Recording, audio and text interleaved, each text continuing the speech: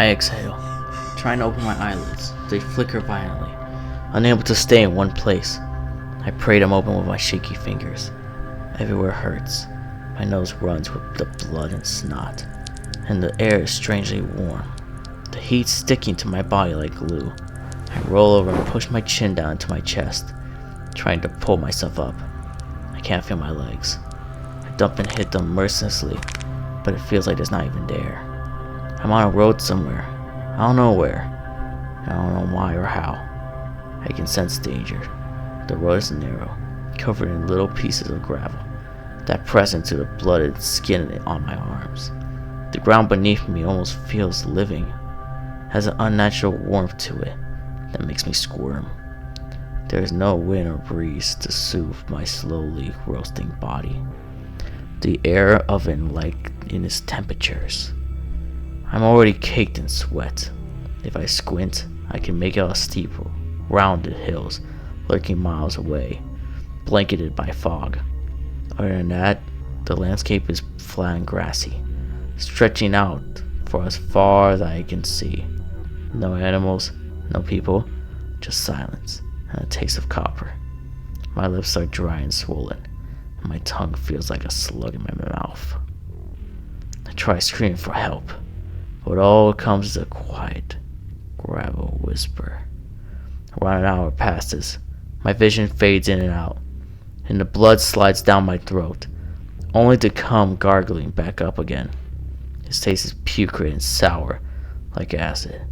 One singular memory suddenly clears in my mind. It is my 65th anniversary today. I have no idea what the occasion may be. My hopes surge as I hear the whiz of a car engine coming down the road. A few seconds later it rolls out of the fog. A navy blue Packard Clipper, its headlights beaming down at me like the light of God himself. It comes to a abrupt stop a few feet away, and I can see the driver, a middle-aged man, peering down at me, checking if he's hallucinating. I beg for help with my eyes, and he steps out of the car, rushing to my broken body. The man kneels on my shattered hip. Panic flashes in his eyes, and his face is red and conflicted. His clothes are like mine, updated and a lot less bloody. Suspenders and a buttoned shirt like an LA detective. He pauses and glances around at nothing in particular, and then back at the driver's seat. And even in my condition, I can tell what he's thinking. The man mumbles something unintelligible, places his hand on my armpits, and hoists me upwards, dragging me to the car door. I push out a gravel thank you. The car is packed full of boxes, piling up to the ceiling in some places. With only the middle seat unoccupied and no legroom to speak of, the man crams me into the empty space and jumps into the driver's seat, almost slamming the car door on his foot in the haste. The car's engine coughs itself back to life, and the tires scrape down at the gravel as we set off. I shriek in my seat, trying to hide from the blinding pain. The man darts his eyes to me as he U-turns back down the road.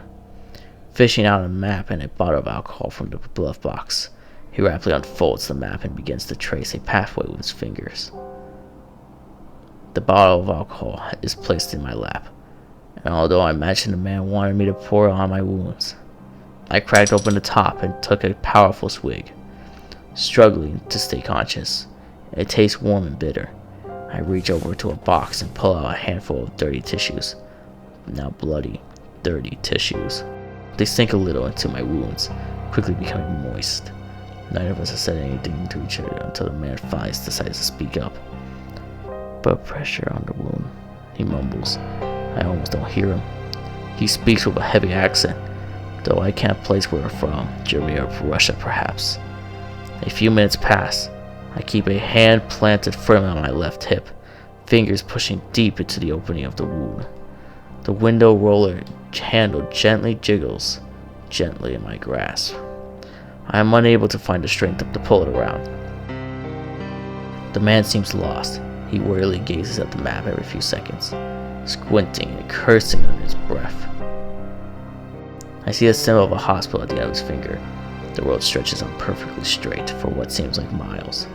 it doesn't look like we're going to go anywhere at all. Fog is still smeared all along the hills far away in thick clumps. Half-dried blood is stained on my teeth. My head bobs back and forth. I try to spit into my tissues, but miss and dribble the saliva down my chin. Trying to stay awake, I periodically pinch my side, making my eyes twitch and fluster once more. "What were you doing out here?" I grumly ask the man. He replies, "You seem lost, but this road's just one straight line. Which way did you come from? How did you even get here in the first place?" The man pauses, an anxious stare caught in his eyes. I begin to wish I never asked, as his face fills with worry. He shakes off my question and quickly turns back to the map. Even more time passes and something undeniably feels very wrong. I catch occasional glimpses of movement in the fogs. At first, just small glimmers of light that fade within an instant. But the further we traveled, the worse they got. I could tell the man sees them too. He's just pretending he doesn't. His face is still bright red, and his bloodshot eyes stay bolted at the windshield. The map slips from the man's lap. I glance upon it, and it confirms my suspicions. It makes no geological sense. There are no roads that straight, that long, or were supposed to be. "Have you tried the radio?" I blurted out. "No," the man replies. "I have not."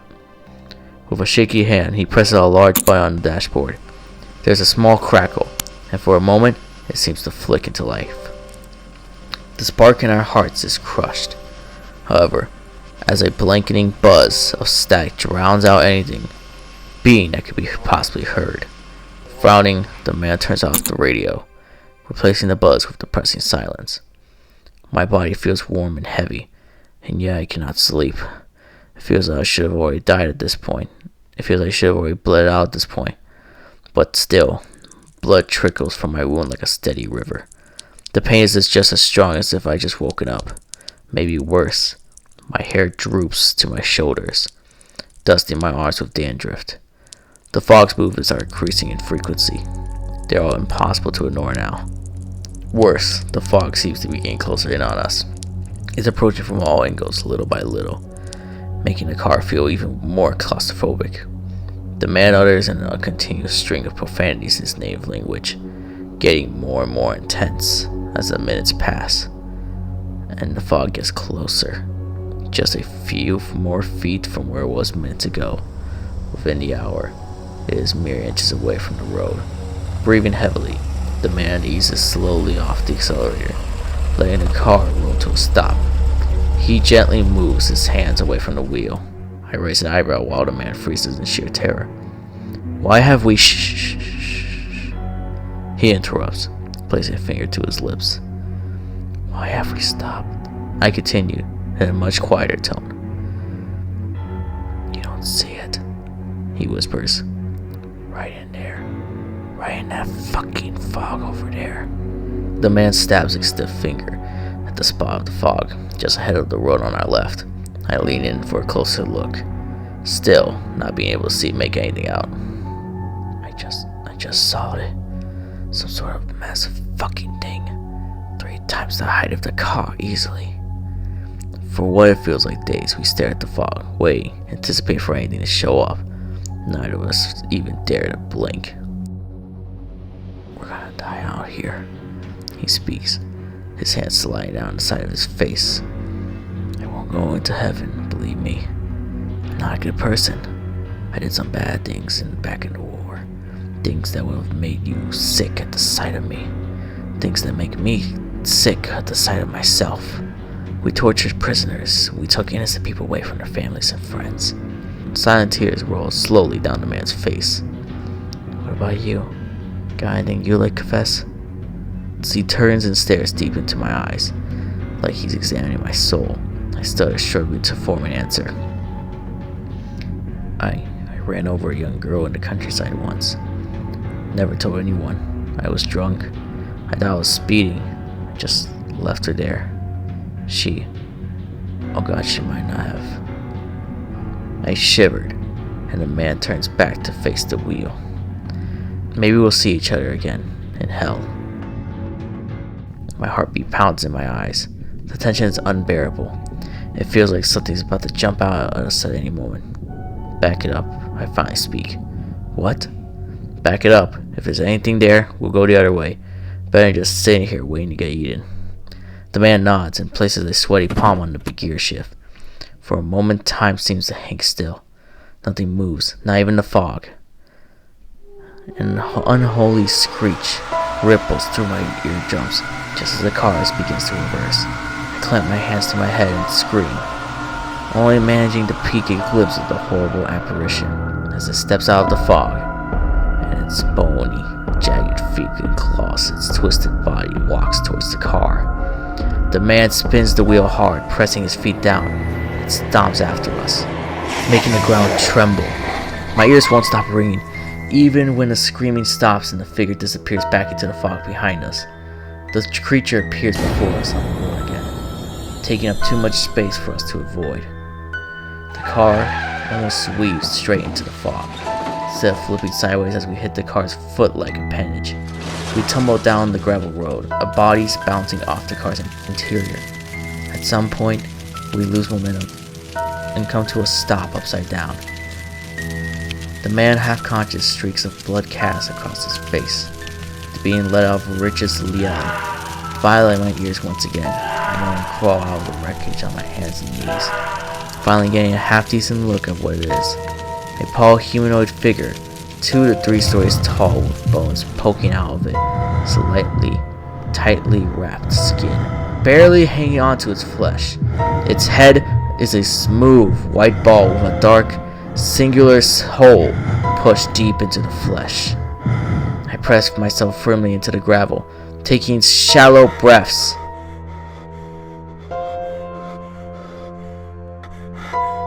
The monstrous being reaches down with a long finger and scrapes the ruined clipper into its palm. The man helplessly screams can still be heard inside the vehicle as the monster carries him away with the car, disappearing once more into the fog. Broken, I lay down and wait for death, but it doesn't come. The creature still has not returned, and I wail hopelessly at the sky, begging to be put out of my misery. I still can't move my legs. An overwhelming feeling of deja vu suddenly pawns in my head, like I lived through this experience countless times. Another memory fades into my mind. Today's date, September 17, 2019. Finally, it all clicks. I died 65 years ago today. Once more, I hear the whiz of a car engine coming down the road. A few seconds later, it rolls out of the fog, a navy blue pack-eared clipper, its headlights beaming down at me like the light of God himself.